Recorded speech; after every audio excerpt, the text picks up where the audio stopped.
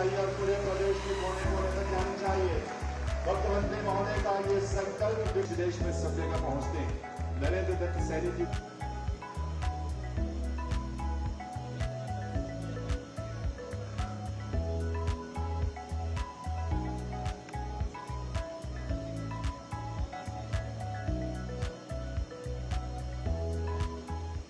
साथियों, आज जब हम विश्व उद्यमिता दिवस के अवसर पर ये दिवस मना रहे हैं तो यह आवश्यक है कि उद्यमिता के गहरे अर्थ को हमें समझने की आवश्यकता है। जो हमारे माननीय सतीश जी ने कई उदाहरण देकर के हम सबको बताया है, प्रेरित किया है, तो हमें इसके गहरे अनुभव को समझने की आज आवश्यकता है। उद्यमिता केवल व्यवसाय शुरू करना या पैसे कमाना ये नहीं है। इसकी शुरुआत एक विचार से होती है। व्यक्ति सोचता है कि मैंने क्या करना है, मेरे पास कौशल क्या है। अगर कौशल भी नहीं है तो उसके पास जो विचार है और उस विचार को लेकर के जब वो खड़ा होता है तो हमारे सतीश जी ने बताया कि आज 5 करोड़ रुपए की टर्नओवर है। ये उसका विचार है, जिस विचार को उसने आगे बढ़ाया है।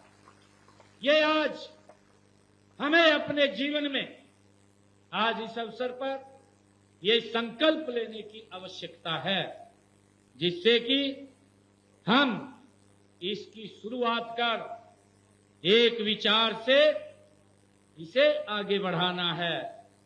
यह एक ऐसी चिंगारी है, हम सब जानते हैं, ये एक ऐसी चिंगारी है जो किसी भी समस्या का ये समाधान खोजने या जरूरत को पूरा करने के लिए आपके मन में, आपके दिल में ये जलती है।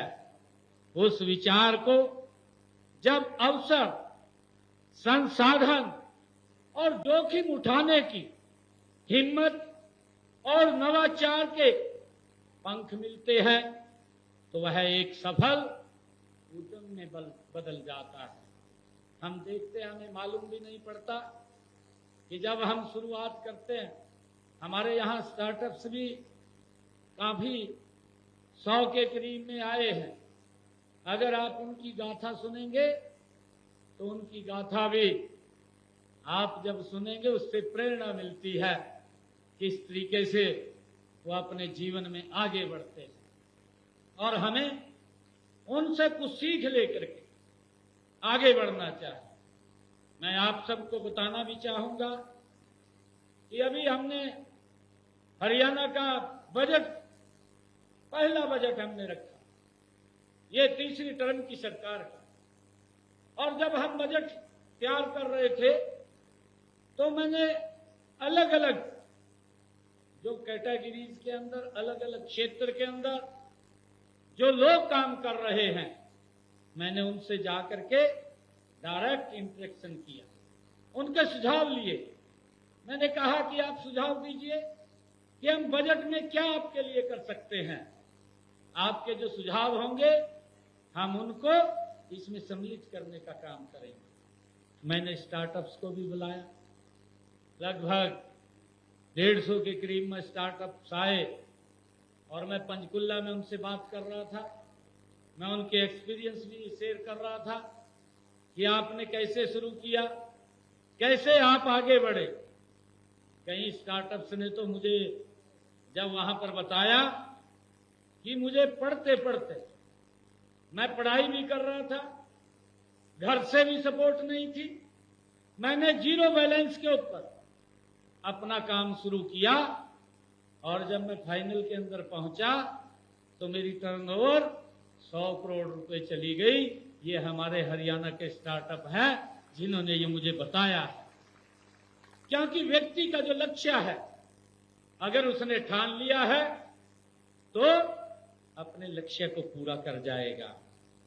मित्रों, हमने उनसे सुझाव लिए और सुझाव लेकर के हमने अपने बजट के अंदर इस बात को शामिल किया कि हमारे जो स्टार्टअप्स हैं, जो काम करना चाहते हैं, फंड्स ऑफ फंड्स 2000 करोड़ रुपए का प्रावधान हमने उनके सुझाव के ऊपर इस बजट के अंदर हमने शामिल किया है, ताकि हमारे नए स्टार्टअप इसमें आगे आएं और वो भी विकास की नए पंख लगा करके ऊंचाइयों को छुएं।